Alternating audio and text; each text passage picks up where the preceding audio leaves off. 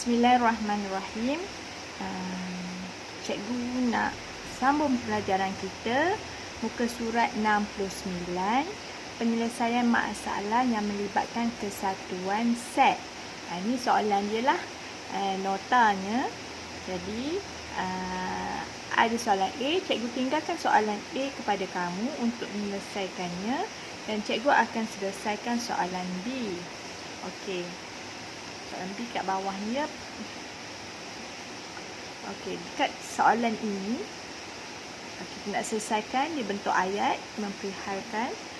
Jadi apabila kita jumpa satu soalan set yang berbentuk ayat, kita kena mudahkan dengan cara menulis tiga atau benda-benda yang penting yang dinyatakan dalam soalan. Okey, contoh dalam ni dalam satu rombongan yang terdiri daripada 48 orang pelajar.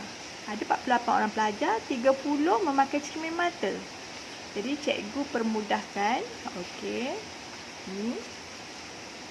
Okey. Bilangan semua ada 40, yang pakai spek mata ada 30 orang. Dan bilangan yang memakai jam ada 20 orang. Cikgu dah mudahkan ya ayat tu. Dan bilangan yang memakai spek mata dan jam ya adalah 10 orang. Apa maksud dan ni? Maksudnya dia memakai dua-dua, spek mata dan jam. Jadi kalau kita ada gambar rajah band, kita kena buat di persilangan lah, sebab ada bilangan yang duduk di antara itu. Okey, jadi cikgu letak sini spek mata S lah kat sini, wakil dia S. Okey, jam cikgu wakilkan J supaya senang kita nak rujuk nanti. Okey, jam. Di spek mata ada 30. Jam, kawasan jam ni ada 20. Termasuk tempat persilangan. Tapi jumlah spek mata dan jam ada 10. Di mana kedudukan 10? Kedudukan 10 berada di tengah-tengah ini. 10 di sini. Nampak? Itu 10. Jadi, tadi bilangan spek 30. Jadi, 10 kita dah dapat. Jadi, bilangan di sini ialah 20. Sementara, bilangan keseluruhan jam yang memakai jam 20. Yang dah ada 10. Baki di kawasan ini ialah 20 tolak 10. Baki dia 10. Jadi keseluruhan jam ni ialah 20, betul dah? 10 tambah 10. Keseluruhan yang pakai spek mata 30. 10 tambah 20 tambah 10. Jadi 30 sini. Okey. Dan kamu tahu keseluruhan 48. Sekarang kita ada berapa orang? 20, 30, 40. Semua ada 48. Jadi bakinya duduk di mana? Duduk di luar sini. 8. Macam mana dapat 8? Kita tolaklah. 48 tolak dengan 20 tolak dengan 10. Ni kita tambahlah semua. 10. Jadi kamu dapat sini ialah 8. Okey. Itu ceritanya. Jadi kita tengok soalan pertama.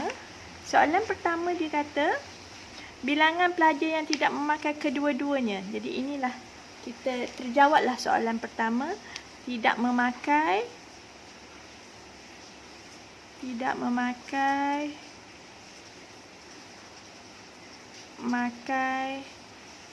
kedua-dua.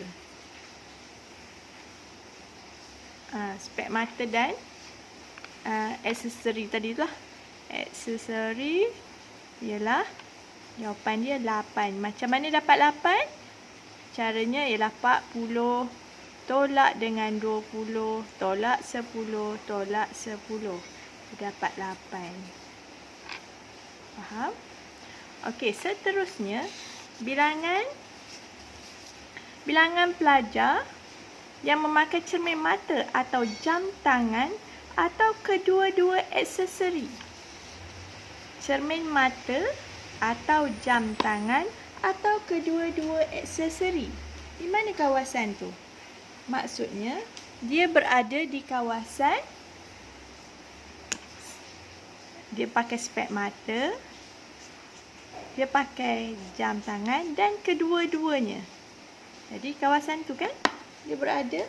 Jadi soalan nombor 2 kita bolehlah jawab, kesimpulannya ialah 20 tambah 10 tambah 10. Jadi jawapannya ialah 40 orang.